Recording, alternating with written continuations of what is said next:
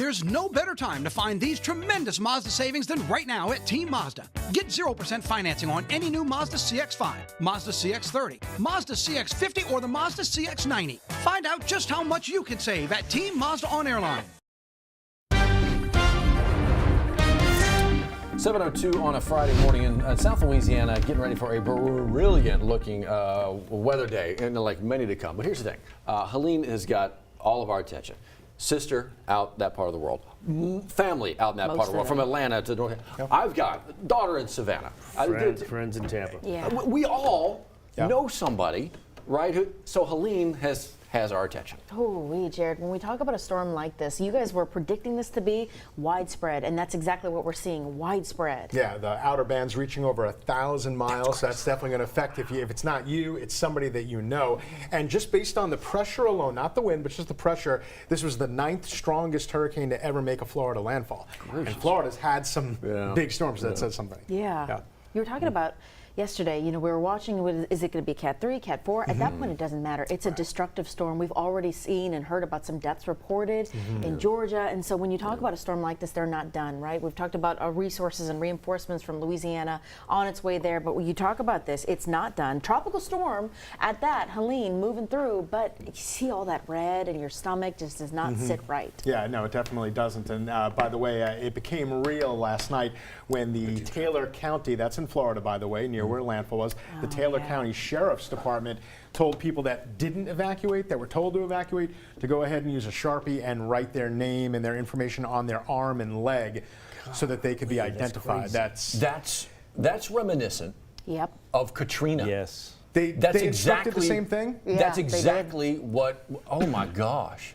So when you hear something like that, I mean, it's kind of meant, look, it's meant to convey a measure of seriousness, right? Oh yeah. But there's also based in a little bit of reality. I say that to say, like, they're trying to almost scare him to get the heck out. Yeah. But there is some reality to that statement because they know how nasty it can be. Well, you learn from past storms, right? Unfortunately, you learn what happened in this. In the unfortunate case they do find people, this expedites some of that process to help identify people and then move on from there, because we know the long road ahead for law enforcement, for first responders, for every line person who are working out there, and for families. This is going to be a long journey ahead. Not only are people trying to just, I know we keep using the term hunker down during a storm, right? But what happens after the flood, the rescues, the getting people out, flooded homes, all of these are realities that so many people along the southeastern coast are dealing with this morning. And you're going to be doing that without power, right? In so many different places. That number is just going to continue to increase as that storm moves up along the East Coast. You've shown us a number of camera shots this morning that kind of tells a story here and there, and we're missing a lot of cameras through the Sky 9 network. Obviously, they're missing power. Yeah, a lot of them have been knocked out. You see, it's almost in tiers. Everybody that helps out. You have the first responders first. Then, of course, we see the linemen. I'm expecting on I-10, you're going to see brigades of linemen coming in. Then after that, you get the brigade of claims adjusters, people that work for insurance. They go down there. They're live on scene. So, yeah, it's a big mess, and the power outages, too. Liz, you were going to say something? Well, I'm just stunned by this shot here, because if you didn't see any of this flooded water and some of the debris that's lying like that trash can, you would not believe that a Cat 4 store came through Tampa last night. Yeah. It's so hard to believe. You're totally right. Yeah, we say the calm before the storm. This is the calm after the storm. I remember I was talking to Tisha Powell about that, and we can go ahead and we can take me in the Weather Center. Yes, we were talking to Tisha Powell about that not that long ago, and she said it always seems like after a big storm, the weather gets really nice. Yeah, it does, and unfortunately in the middle of the summer, it gets really hot, and that becomes a factor too when so many people are without power, especially people that have special needs, especially the elderly. And now here's what's left of it. By the way, it is still moving fast, moving to the north at 30 miles per hour. Okay, so this is now using the 7 a.m. update, so it's weakened down to 60 miles per hour. Minimum pressure still 972, still very strong, a very low number. And this was a hurricane, by the way, through the majority of the state of Georgia. I mean, it's not like Louisiana there. They're not totally used to dealing with that kind of thing. And yes, I know the track is messy. The track looks messy, by the way, because the whole thing's going to turn around and do an about face, but it's just going to continue to fall apart. Meanwhile, there still is that severe weather threat, though, lingering for the folks to the east on what we call the dirty side of the storm, right? Especially that area in orange right there. That's right around the Myrtle Beach area, going up into portions of North Carolina. Here's a look at the radar, and you see actually at the very end of this, that's good news. You'll see the tornado watch box come away, and I don't see any more, so that's at least good news. The rain is starting to weaken. It's still there, but you start to see the reds being replaced by a little bit more in the way of yellows and greens. By the way, what you're seeing here, this isn't all radar. There's a little bit of satellite here. This is satellite imagery up here. I just wanted to show it to show you how the whole thing blossoms out and how much real estate this storm really does take. You know what? I've got to get the update on this, but it looks like everything's about the same. You got to be kidding me. Now we've got a new wave out there. So 1, 2, 3. We're not even showing Helene. That's Isaac. That's a hurricane that's moving away. So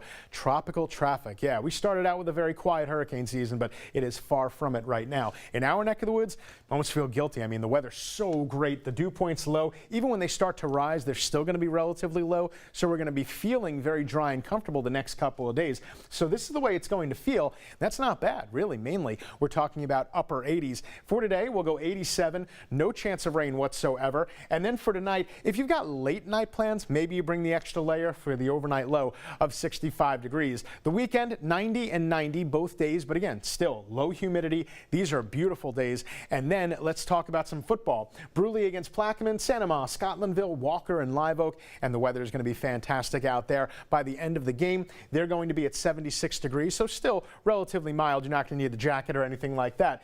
10-day forecast. We do have a couple of rain chances on the very end of the 10-day, but in the meantime, enjoy today. Beautiful weather going right on through the weekend and beyond. 7:09, Johnny A., what do you say? Let's look at some of our traffic cameras and our interactive drive time maps. Not bad this morning. It definitely is a lot lighter traffic than we usually see at 7:09 on a weekday morning. Little bit of brake tapping right here on 12 as you approach the exit that takes you over to I-10. No major issues on I-10. We have a stalled vehicle on the far left side of I-10 eastbound. It's against that retaining wall, so no issues with that. And to the downtown area, light traffic. Here's how Helene has affected our Baton Rouge Airport departures. Nothing canceled out of Baton Rouge, but we do have some flight delays. The American to Charlotte was 7 o'clock. That was delayed to 8:57. They're still going to try to get that off. The American to Washington has already departed. The other flight delay we had was the Delta to Atlanta this morning at 6:12. They said they were going to delay until about 6:57. They actually pushed back at 6:45. They are in the air trying to make their way to Hartsfield International. New Orleans has 3 canceled flights. Southwest to Tampa this morning, Spirit to Tampa, and Spirit to Nashville later today out of New Orleans. So kind of an indirect reflection on how Helene can affect South Louisiana. 7:10, we do it every morning. It is WAFB 9 News Now on the Plus. Headlines you might have missed. Matt and Liz back with those after this. Stay with us.